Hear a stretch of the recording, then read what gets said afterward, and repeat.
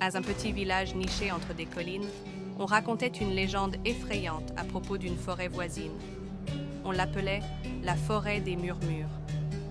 Les anciens disaient que, lorsqu'on s'y aventurait après minuit, on entendait des voix appelant à l'aide, des murmures provenant des profondeurs sombres des bois.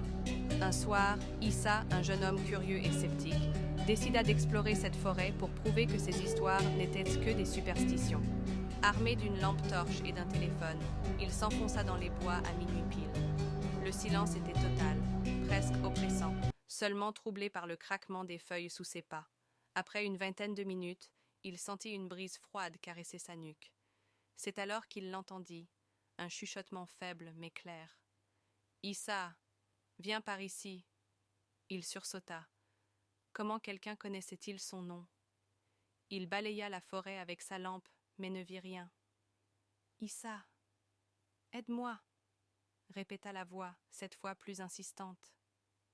Sa respiration s'accéléra, mais il continua d'avancer, convaincu que c'était un mauvais tour de ses amis. Cependant, les murmures semblaient venir de toutes les directions à la fois. Les arbres semblaient se resserrer autour de lui, et une odeur de terre mouillée et de moisissure emplit l'air. Soudain, sa lampe torche clignota et s'éteignit. Dans l'obscurité, il sentit une main glacée saisir son poignet. Il hurla et tenta de se débattre, mais une force invisible le retenait. Les murmures devinrent des cris stridents, et il comprit qu'il n'était pas seul. Des silhouettes sombres, aux yeux vides et au visage déformé, sortirent des ombres.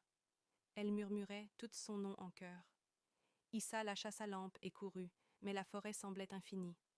Les arbres s'étirèrent comme des mains griffues pour l'attraper. Il trébucha, tomba et sentit une pression glacée sur son cou. Avant de sombrer dans l'inconscience, il entendit une dernière phrase.